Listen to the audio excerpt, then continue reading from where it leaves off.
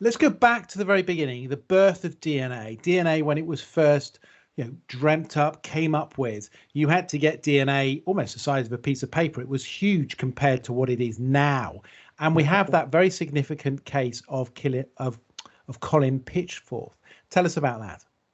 So this was in around 1985, and so it was in Leicester, and so there was two teenage girls who were found raped and murdered.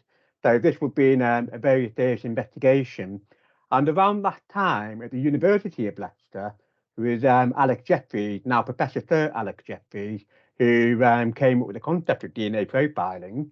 And as I understand it, he came up with this idea because he noticed he'd working on bits of DNA, and he had various people given samples, and he noticed that people who were related had very similar band patterns. And then he realised that, actually, it looked like people had different profiles and looked like there's relations between the two. And as I heard it, he was simply talking to his wife over the dining room table, and his wife worked for the Immigration and Nationality Directorate. And saying, yeah, we could use that in some of our asylum cases where we're not quite sure whether the child belonged to the parents. And so that kind of got the ball rolling, where he made it available to the police that this was something they could do. And so in that case, they were able to obtain semen from both of the deceased. And all you could do at the time was decrease the status. So all they could say whether the person was O positive, AB negative, the blood types. And that was about all they could do. And it's not very discriminating at all. So half the population is O positive. So that didn't really help. And so they used this technique. Sorry. No, go on, carry on. Yeah. So they got the covered team and they realized they could do DNA. And so they started doing this. They had to do all sorts of novel techniques. So they had to do extraction. Because if you recover semen from the vaginal cavity, most of the DNA is going to be from the woman. So they have to come up with a system to break down, like the vaginal component of the swab and make sure that all that's left is spermatozoa. So they then got a DNA profile. But then the issue then was who to compare it with. So at that point, they didn't have a suspect. All they had was a DNA profile. And so this was the first time a DNA profile was obtained in a criminal case. And it was also the first time that they did a mass DNA screen. So they reached out to the population and asked males to come forward and donate a DNA sample, whether it be blood or mouth swab, for comparison. So they did this mass screen. And Colin Pitchforth actually managed to get away with it in the first one. And it was only through someone over him in the pub bragging about how he managed to pull wool over the police's eye, they went back to him. So they got his sample and they got a DNA match. And so his DNA was found on the body of these two girls, and he was convicted. And that was the first case in the entire world of someone being convicted by DNA. And that was Colin Pitchforth in 1985. Brilliant, isn't it? So tell me how is DNA made? Why is it unique? Why is it unique? Well, actually, it's thought to be unique, and something like about 95%, even up to 99% of our DNA is identical. But within the DNA, there are variations, and obviously variation feed into genetic makeup. But within that, there's hypervariable regions, and what it means is regions just change quite a bit and they vary between individuals. And so it is thought that the combination of all those is thought to be unique, but we've never actually been able to demonstrate that. But what we can say is the chance of two people having the same DNA profile is 1 in a billion. So, for example, identical twins have the same DNA profile. Right. If you've got lots of brothers and sisters, the chance of two people having the same DNA profile increases. And so there could be plenty of people out there in the world who've got the same DNA profile as you through just through relation or through accidental matches. So it's not thought to be unique, but thought to be very, very highly discriminating. So the highest probability you can get for DNA is 1 in a billion. Well, it's actually higher than that. So my DNA profile is something like 1 in 240 trillion. So the chance of somebody out there having the same DNA profile as me, assuming that they're all unrelated, is 1 in 240 trillion. But why? Why?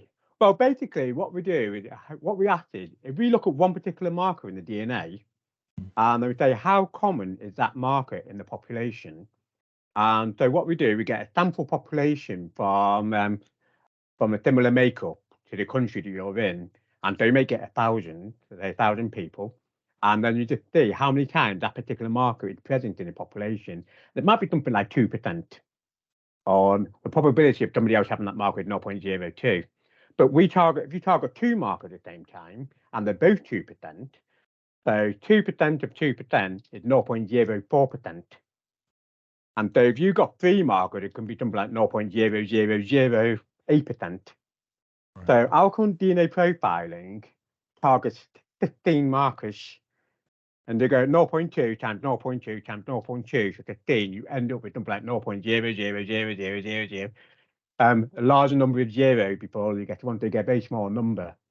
Now, and so we can get it very discriminating. So the more markers we use, the more discriminating your DNA profile is. Right. So when we first started using the National DNA Database, we had 6 markers, and that were called SGM, or second generation multiplex. That was in 1995, and then in the early 2000s or late 1990s, we moved up to SGM plus, so that's 10 markers. And then in 2014 in the UK, we moved up to something called the European Standard Set, and that's 15 markers plus a theft indicator. And now the rest of the world, or most of the rest of the world, use 24 markers and using something called global filer. So the UK is not yet using the most up-to-date DNA profiling system. So we're still using 15 markers, but where the rest of the world, and Scotland, for example, use 24 markers. So their profiles are a lot more discriminating in England and Wales. And why is that? Why are we only on 15, whereas other countries are 24? Mainly because the cost and the time involved Right. in upgrading. So when we moved from SGM to SGM plus, the National DNA Database was made up of SGM profiles. So the Home Office had to pay millions of pounds to get all the profiles upgraded to compare with SGM plus. And then when we move on to the DNA 17 or the DNA 15 markers, again, it's all about upgrading and it's all about validating. And by the time we got through to that process, and by the time we got through to the sort of, yes, okay, we can use this now, we'd moved on. So our internal processes for embracing technology and getting technology into practice is quite slow. So I think as a sector, I think vendor time can be a bit resistant to change. And probability, does probability change if with ethnicity or country? If you've got a full DNA profile, then no, not really. Right. Some markers can be more common in some ethnicities than others. But if you've got a full DNA profile, the difference between the two is very little. So I said we had a mass probability of 1 in a billion, where in fact mine was something like 240 trillion. One of the problems with that is because when it goes to court and we say to the jury it's 1 in 240 trillion, they read, well, there's 8 billion people in the world, therefore it must be unique. And that's not true. So there's been sort of recommendation that we cap it at 1 in a billion. So when we say 1 in a billion, we actually realise that any variation between ethnicities makes no difference. If we do have a partial profile, so we have a weak profile, we might start quoting something like maybe 1 in 50,000, it may be something like 1 in 100,000 in a different ethnicity. But what we can do then, if we know the ethnicity of the offender and we know the ethnicity of the suspect, we can limit our population sample database just to that ethnicity. And we do find that that's more accurate than using a global database. So when the terminology of full data DNA profile has been obtained, that could be slightly misleading because it could be in relation to the 15 that we run or in relation to the 24 that other countries run. That's a very good point. Yes, it could be. So when we say full DNA profile, we tend to mean this is the best profile we get. But actually, yeah, you're right. So if we have a DNA profile 1 in 24 and you run the same sample here with 15 markers, then that will be a partial profile of the 24. So it could be potentially misleading, yeah. But I can't see how that would have an impact in a court, really, because I think a partial profile is still evidential standard. So if you've got the 15 markers, we only get 10, but we're able to get more than a matter probability of 1 in a billion. We were still reported 1 in a billion. So the fact that we got some marker drop out, we tend to find that sometimes it might not make that much difference. So I don't think it made that much difference in the end. What would be the minimum standard expected by a court of a partial profile with markers? I think that would be on a case-by-case basis, really. I think it's a lot of it tied into the general admissibility of DNA evidence. There'd be questions around, why is it a partial profile? Would we expect a partial profile? So do we expect it to be redistributed? A very small sample that's degraded, they might be lucky to get that partial profile. And it's all about how key that profile is to the case in general. So if it's not important to the case, then it probably wouldn't be included. If it's critical, and then it probably will be. So yeah, so I don't think there's any minimum standard. It's certainly a standard we would take to report it in a witness statement, but whether to accept it in court, it depends on the court, on the day, basically. And how is DNA advanced in terms of the collection? So initially DNA was required to be a lot bigger than what it is now. You can't even see some of the DNA collection now. Yes, absolutely. So I think in 1985, when we first knew, we needed a significant amount of DNA sample. So something like steam being deposited inside a vaginal cavity will be a lot of DNA. So things like a single sperm cell is basically a DNA bullet. And the fact you've got millions of sperm cells, the amount of DNA there is vast. So that is easy. That's quite easy. Something like touch DNA. So touch DNA, simply when you've got an object, someone touches it, you might transfer some cells, then we wouldn't do it. But as the technology got advanced, we have to think a bit more carefully about where we recover DNA from. So, for example, if you've got blood on a surface and we swab it, in the past, we would just swab and really try and get at it. And we might pick up some DNA underneath, but we wouldn't expect to detect that.